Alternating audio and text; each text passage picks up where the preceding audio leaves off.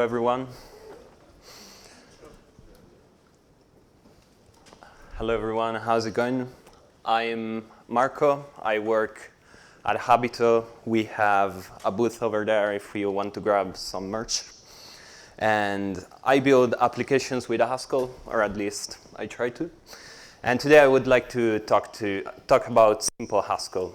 And Simple Haskell is a set of ideas, of practices, and guidelines that I find useful when building applications with Haskell.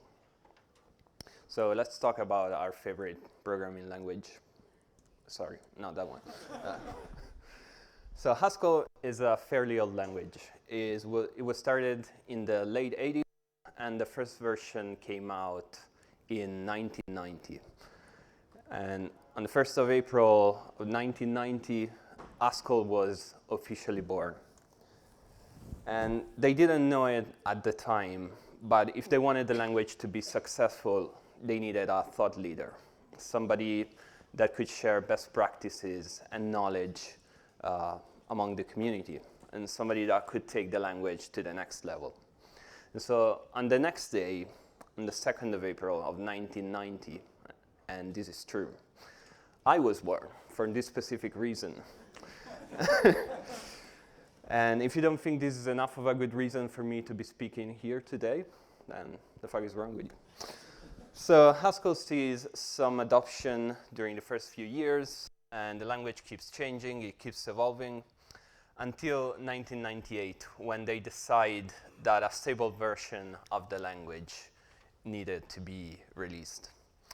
And there were people that were trying to write books about Haskell, but by the time they were done writing the book, the language would have changed so much that the book wasn't relevant anymore. And so in 1998, Haskell 98 is released. And Haskell 98 is not very different than the Haskell you get today. If you compile a program with GAC with no extensions enabled, you pretty much get the same language that you would have gotten in 1998. And so what has changed in the next 20 years? What has changed since 1998? In order to answer that question, we have to look at the goals that the designers of the language had in mind when creating Haskell. So the first goal was to create a language that could be used to teach functional programming. The second goal was to create a tool for researchers to use so that they could innovate and experiment with new ideas in the programming language research space. And the third goal was for Haskell to be used as a language to build applications, to build large systems, and to be used in the industry. So let's go through a couple of these goals. Now, I'm not familiar in all of the ways in which Haskell is used in language research. I'm not a programming language researcher. But one of the most popular areas is that of types.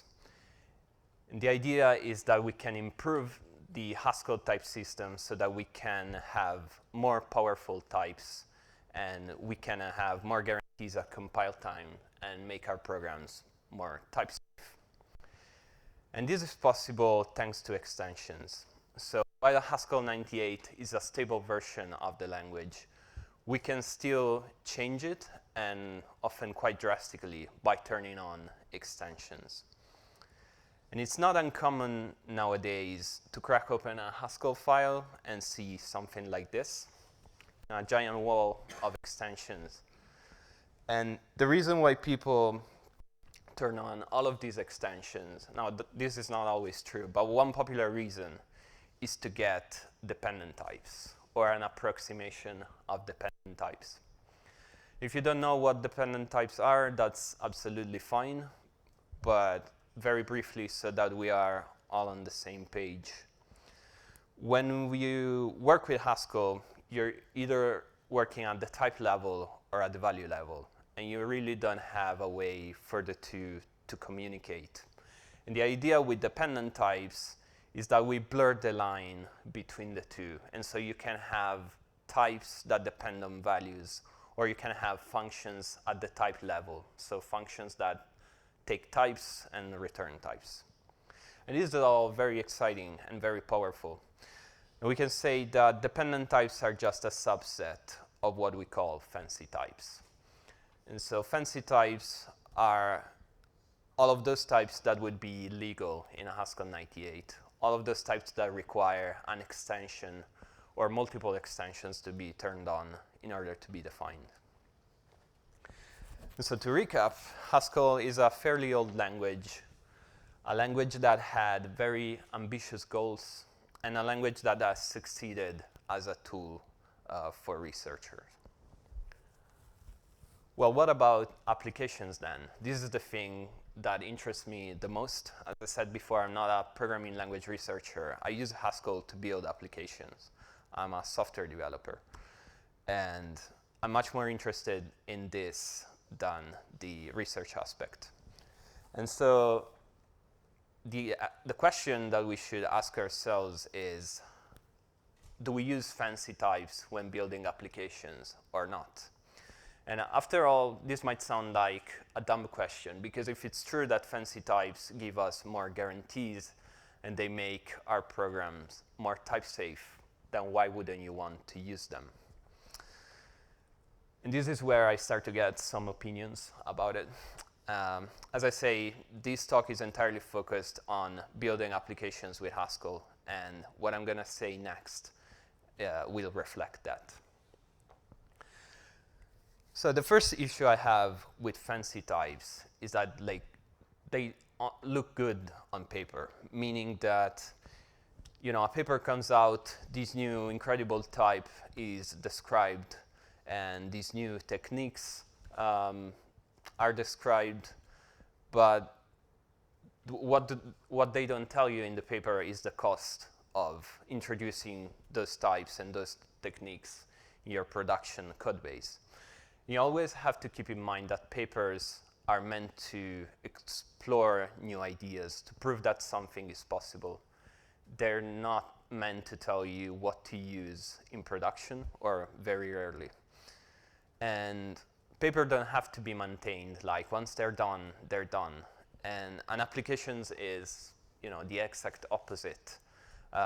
Every choice you make, everything you introduce in a code base, you will have to maintain for a long time. And there are multiple people that will be affected by that choice. And the second issue is that of inclusivity. So I think this is something we don't talk about a lot as a community, but I think it's very important. And if you work by yourself, then that's fine. Like, use all of the fancy types you want, go crazy, nobody cares. But applications are usually built as a team effort. There are multiple people contributing to the same code base. And the thing you have to understand is that not everyone is capable of understanding papers, and not everyone has the knowledge and the background into type theory and the internals of JC to understand how a type exactly works and how it might affect the rest of the code base. And so if we want to be an open community, we shouldn't put on this wall in the form of fancy types, preventing people that would otherwise be comfortable working with Haskell and sending them away. The last issue about fancy types is that I think they fundamentally bring only marginal benefits over standard Haskell. And by that I mean that when you go from your mainstream programming language to Haskell, you really see the difference. You really see that 10x improvement. And you have the compiler there to help you. You have pure functions. You can use types to model your domain. It really is great. But when you go from Haskell to fancy Haskell, I'm not convinced the improvement is that great. And I'm not convinced that the cost that the benefits are enough to justify the costs. And in the interest of being pragmatic, I think there are other ways in which we can make sure that our programs work the way we intend them to. And so a crazy idea is to just test our programs. That would make us reasonably comfortable that our application works fine. And with things like property testing and quick check, you can really go a long way without fancy types. So what am I suggesting? Do we just ignore everything that has happened in the past 20 years? And do we just stick with Haskell 98 and go with it? Well, no, I think there is a middle ground. And the core idea behind simple Haskell is that we accept the type system as it is. We don't try to make the type system more powerful than it already is. And instead, we focus on making the language a bit nicer to work with. And so simple Haskell is basically Haskell 98 minus all of the boilerplate that you can remove thanks to generics. If you don't know what generics are, they basically allow the compiler to write code for you. So type-class instances to encode and decode JSON can be written by the compiler, or lenses can be written by the compiler thanks to generics lens. And as I said, we focus on making the language a bit nicer thanks to ergonomic extensions. So extensions that I've on all the time are overloaded strings, type applications, block arguments, lambda case. There are others like record wildcards that I think are very useful, but I think those are better agreed, as a team. It's a matter of style. So I have some more strong opinions. These are more about application architecture and less about fancy types. And you might think that without fancy types, you can't really build an application with Haskell, because surely you can't write everything in I/O, right? You need an effect library. You need extensible effects or fused effects or simple effects or free monads, freer monads. I'm pretty sure I made up some of those.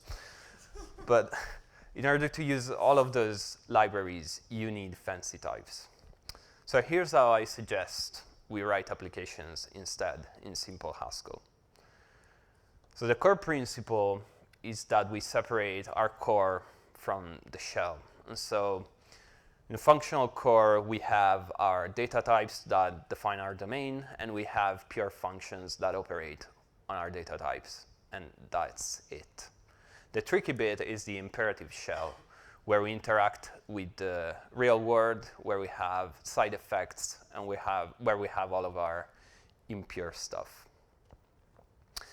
Well, I truly believe that to build the imperative shell, like I/O, is just fine. You don't need 7 layers of abstraction to build an application in Haskell.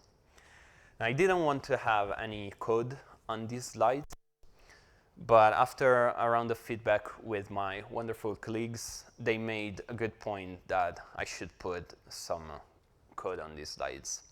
And so what's coming up next is how I suggest we build applications with I/O. It's going to be a lot of code. It might take a while to digest. It might seem overwhelming at first, but we'll go through it slowly. And it's only this. So I think most applications could really be built just like this. You just put all of your stuff in an environment type, and then we pass that around throughout your application, and you have everything running in I/O. So let's have a look at how this environment type might look like. So it's just a record, nothing fancy. And let's say that we need some mutable state. Well, then we just put a tvar into the environment, and we're done. And let's say that we have to make some queries to a database. Surely we can't do that without an effect library. Well, turns out we can. We just put the Postgres connection into the environment, and then we use it whenever we need it. And you might think this approach isn't very testable, doesn't allow you to test your code very well.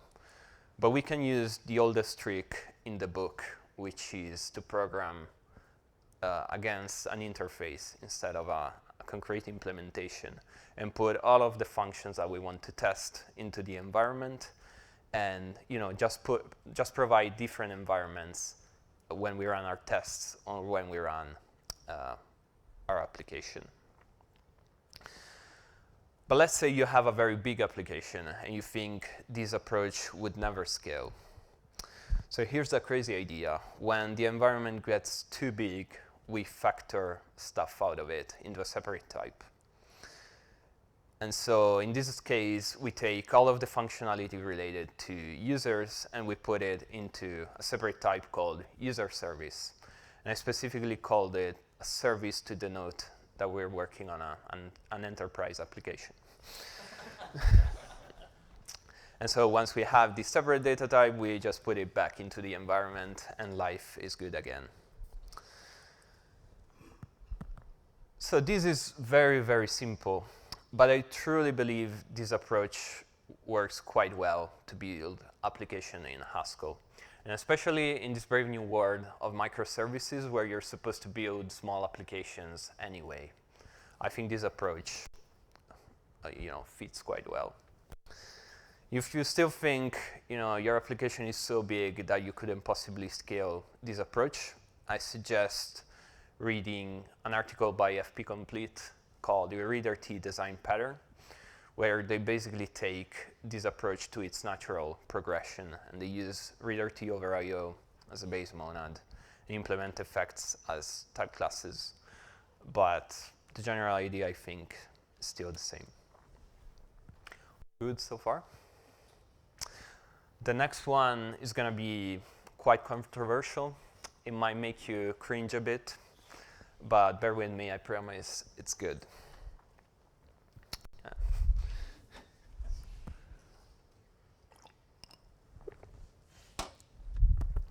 Now, I think exceptions are wonderful. And disclaimer, obviously, I'm talking about impure code here. Never throw an exception in your pure functions. That's a criminal offense. You could end up in jail for that, so don't do it. But a pattern that I see often is people trying to encode all of the possible failure modes of their application into a giant error data type. And I think that's quite clunky and doesn't scale very well, and it's very difficult to work with. And I think exceptions might be a better fit for some of those errors. And the rule of thumb should be that if an error is recoverable and it's part of your domain and you care about it, then you should have your error data type and put that error in there.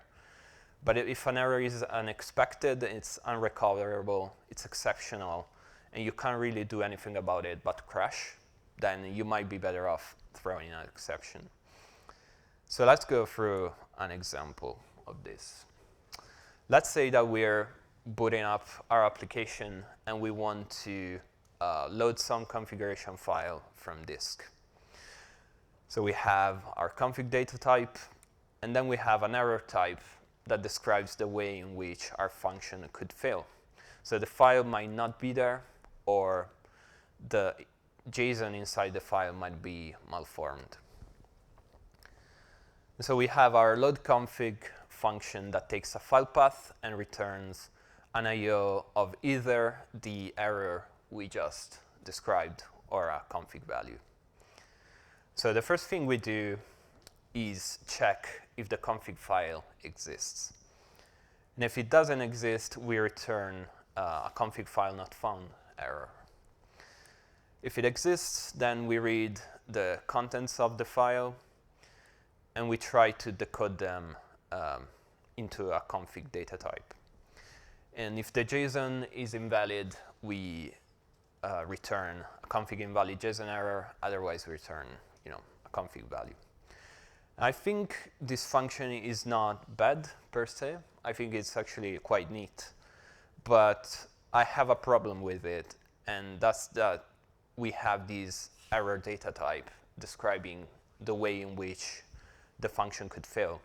And if we only look at this function out of context, there's nothing wrong with it. But when you look at an entire code base and you have, a lot of functions, each defining their error types, then it starts to get a little bit clunky, especially because these errors are unrecoverable. So we're not adding any value by introducing a new data type to describe those errors. So I think a better version of this function is this one. Note that we dropped the error type, and instead we just return an IO of config. And so the trick here is that we just rely on the read file function to throw an exception if the file does not exist. And that's absolutely fine, because if the file doesn't exist, we can't boot the application, and we can't do anything else but crash. And the same goes when we try to decode the contents of the file as JSON. If we fail to decode, then might as well throw an exception, because we can't really proceed. So these ideas are, what makes up simple Haskell.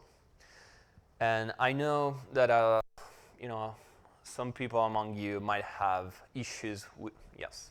So as a rule of thumb, you could say throwing an exception is fine, but catching is wrong. Catching, because so if you catch the exception, it's recoverable, of course, and it shouldn't be an exception.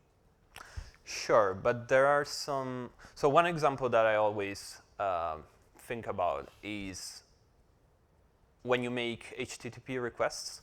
Often those libraries like rec or similar libraries just return a response, like an IO of a response, instead of an IO of either of an HTTP error and a response. And if you really care about those errors, then yes, you have to catch them. But if you find I guess my point is, if you find yourself always catching those errors, and if they're relevant to your domain, then yes, you shouldn't use exceptions. But like in this case, Yeah, I get your point here. Just as a rule of thumb, I think yeah, that's what I try to remember now. Or Sure. try to apply. sure. If I may add something to that and add a question. I think perhaps if you have a user interface and user types something invalid, Uh-huh. that might be trigger an exception, which the application should not come down if the user type their Yes. age instead of their name. Yeah, that's definitely. Sorry. Would you mind repeating? Okay. One case where an exception, a recovery exception might be is in a user interface where a user is supposed to type their name and they type their age, and you validate, and you choose to return an exception in that case. That's not an exception that should take the application down. No, absolutely not. And I don't think that's a case in which I would use an exception. Exactly. Because that's part of, it's a core part of your application. The validation of, user input is something you care about and that you can recover from. Okay. My question is, what does content return? What is the type of content?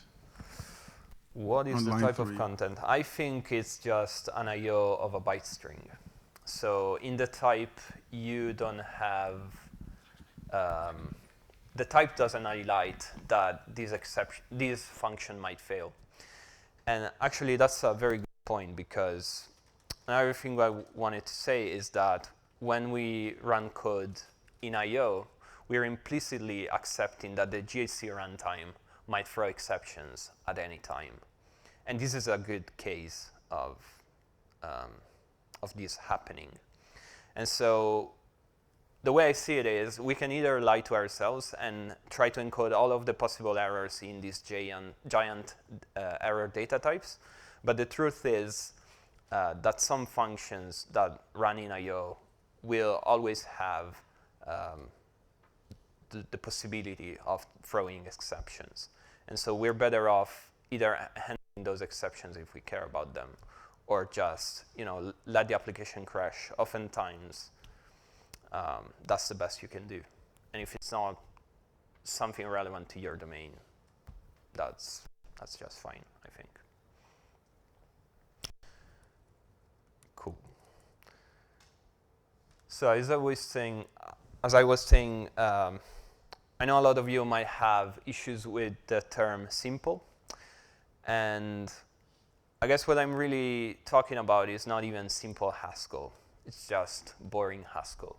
I think writing boring Haskell is the best way to write applications. And so code that has no surprises and that it's predictable. I know I'm saying this after advocating for exceptions, but it's generally preferable to very complicated code that makes use of very complicated types. That's why you want to stay away when building applications. And this idea of writing boring code goes back to one of my favorite talks by Dan McKinley, which is called Boring Technology, where he advocates for using boring languages and boring databases when you're writing software, because that's the best way to deliver that software and make everyone in the team happy and efficient. And at some point, you have to ask yourself, why are you writing software? Is it because you want to deliver value to your customers and to your users? Or is it because you want to have fun with fancy types? And it's always going to be a little bit of both. It's very difficult to strike a balance. But I think there's a lot of value in just writing boring Haskell. And when I think about boring technology, I can't help but think about these two languages. This must be the most hated programming languages by the Haskell community, but I think that's totally undeserved. So Go is super simple, super boring. It doesn't even have generics. Can you believe that? And yet people love it precisely because it's so boring. Like, people write applications with it because you can't be clever in Go. And so any application you pick up, you're going to be able to work on it because there's no anything clever going on. And the same I think goes for Elm. I think Elm is the best language to learn about functional programming. If it wasn't for Elm, I would have never got into Haskell, and I wouldn't be speaking here today, probably. Maybe for the best, but. And yeah, Elm shares a lot of attributes that I just described about Go. So it's boring and simple, but precisely because of that, people love it so much. And just so you know, the Haskell that I write at work every day, when I'm not writing Bash and CSS, that is, it's much more similar to Elm than it is to fancy Haskell, because I just want to write boring code. And so to conclude, Haskell somehow managed to succeed both as a tool for research and as a language to write applications.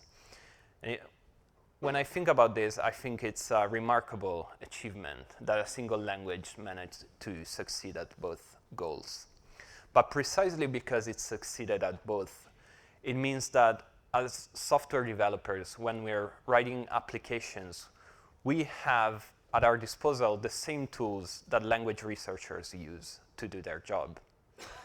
And that's dangerous because as software developers, I think we're much better off with a constrained version of the language, just Haskell 98 with some extensions turned on. But yet here we are, we're using the same compiler, the same language, and we have to be very, very careful about the features that we use every day as software developers. And you're always going to run into this problem when writing Haskell professionally. When you face a problem, you're gonna wonder if it's better to spend 10 minutes and solve that problem the boring way and just get on with your day, or embark in a 5 hours quest trying to fix that problem at the type level and use all of the types you can get your hands on. And I don't want to convey the wrong message here. I think fancy types are really exciting. I think dependent types are incredibly exciting. But I just don't think they should be the default tool to write applications. You could say, this talk applies to so many other things in computer science. Like if you take infrastructure, I think this talk applies as well in that area. You could say that the topic of this talk is polymorphic. So if I take this talk and swap fancy types for Kubernetes, I would probably be able to give this talk at a DevOps conference as well. So, do you want to use Haskell in production? If you're just getting into the language, if you're a beginner, and it might feel overwhelming. There's so much to digest, and as a beginner, you might feel like everything is important and that you need everything in order to build applications with Haskell. Well, let me tell you what you really need, or actually what you don't need to build applications with Haskell. You don't need a PhD, and thank God for that. We can be a much more open community, and I truly believe that most software developers could pick up simple Haskell and be productive with it if we just hide all of the fancy stuff. And this is good for diversity, and much more currently is good for hiring if you're betting the future of your company on Haskell. You absolutely don't need effect libraries, I think, to build applications. Not in most cases. IO is completely fine. And lastly, I really don't think you need fancy types. So where do we go from here? Both Haskell and I will turn 30 next year. And one of the two is doing better than the other one. I still have a lot of issues that cannot be fixed with pull requests, unfortunately. And there are people that think that dependent Haskell is going to be the future. And dependent Haskell might be just a couple of years away. So it's very close. And whether or not dependent types and dependent Haskell is going to be the future of building applications with Haskell is yet to be seen. And I think for now, you're better off sticking to simple Haskell. Thank you.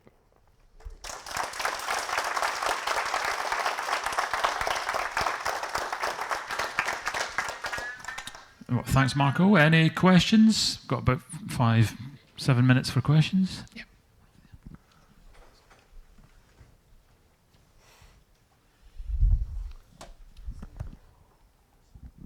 Thank you, Marco. Really interesting talk. You mentioned about simple types, and maybe you can get along a lot with testing, and you mentioned a couple of libraries. Can you expand a little bit more on that? Yes. So as of recently, I got really into property testing. And in Haskell, we have this wonderful library called QuickCheck, which basically allows you to if you're familiar with libraries like Factory Gold in arrays, which I guess now has been renamed to something else less problematic. But in general, libraries that are able to generate values of specific types and that you can then use in your tests. That's the basic idea with property testing. But the nice thing about doing that in a Haskell is that we have information about the specific value we want to generate, because we know exactly the type of the value. And so you can say, well, just generate me a string of this length, and you know, the library will generate 100 or 1,000 different values that you can then feed into your application to check if something explodes. Yes.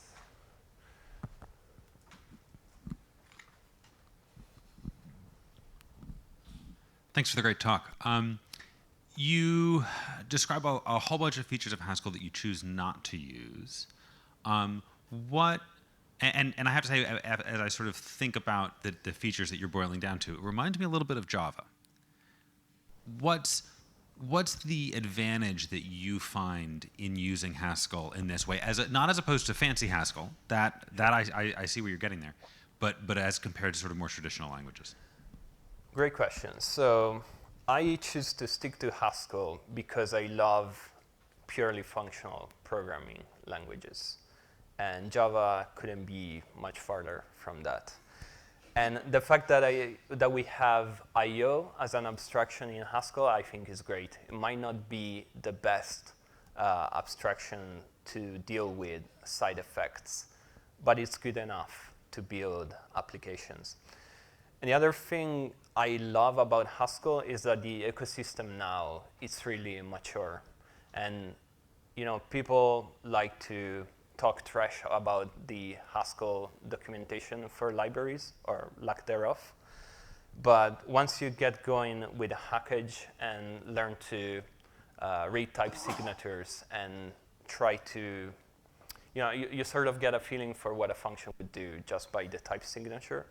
I think all of these factors make Haskell the best language so far to build applications with.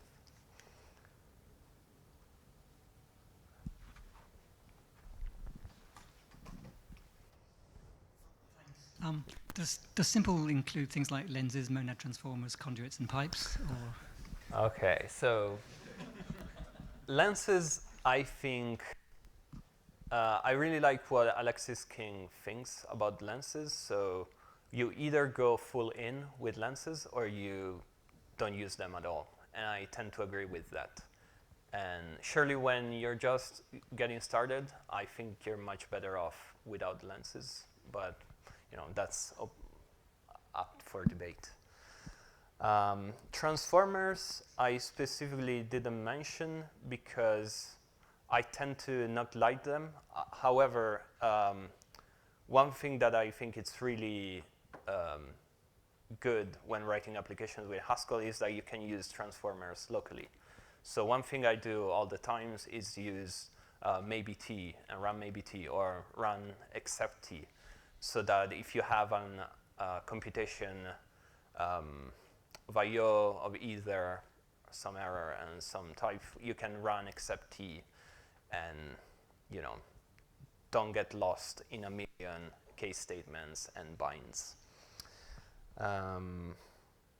Conduit, I personally think it's a bit more complicated than I would like it to be. Like, there are so many type of variables in those things that I get headaches just by looking at them. But there are alternatives, like the streaming library. It's really great, and I highly recommend that if it fits your needs. So, hi. Hi. You joked about your talk being polymorphic. Yeah. I like that. So on the same topic, I think the biggest selling point of Haskell is like a parametric polymorphism. But in real work, do you actually use a lot of parametric functions? I try to stay away as much as possible. And when you get into a Haskell, that might sound like one of the biggest selling points, like everything is parametric and everything is polymorphic. And you try to get everything as polymorphic as possible because that's, you know, what the thought leaders on Twitter say. But in the real world, like the more monomorphic your code and the more concrete the code you write is, and I think the better time you're going to have, because errors are going to be much simpler. It's going to take way less time to compile. It's much more easier, for junior developers or people with not enough experience with Haskell to get going and be productive and efficient in a shorter amount of time. So I tend to stay away from parameters. Maybe time for one final question at the front here. Yeah, you said that one of the reasons for not using more fancy Haskell features is because of the team. That won't be a problem if you're like a team of one. Yep. And it also wouldn't be a problem if you're in a team which people are very open to helping each other, like they're good mentors and stuff like that. So that might outweigh the drawbacks of the fancy features do offer some benefits. They're not going to give you 10x usually, but they're going to give you some benefits. So if you have very good mentors in your team, then it might actually work well in this case. Anyway, my actual question, like this was just one of your examples when you said that using fancy types is not a good idea. What other cases would you say we should not use fancy types besides for this reason? I mean, what other reasons? Like just a kind of a short recapitulation, or? Yes. So I build web applications. Web applications are not incredibly complex. Like the business logic doesn't require the extra guarantees that I get from fancy types, or usually it doesn't. If there is a case where fancy types are the right call, I think that's fine. Like as long as you can hide everything behind a library or a package that other people can use with a sane API, then that's absolutely fine.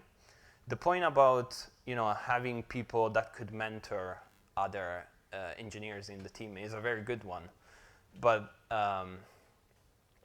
there's always the case of at some point you have to please your product manager and your stakeholders, and you have tickets to work on, and there's not always in the real world at least, or in the companies I worked for so far, there is only so much time you can spend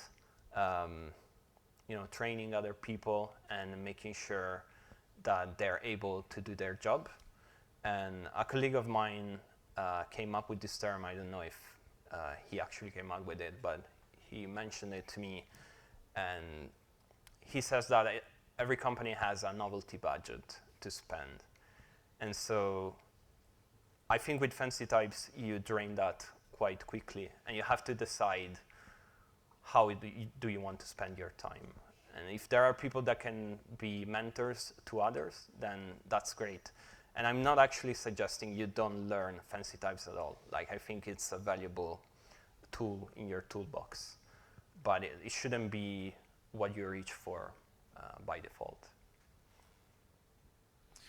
Well, thank you very much, Marco. We're right on time for coffee, but a big round of applause. Great talk.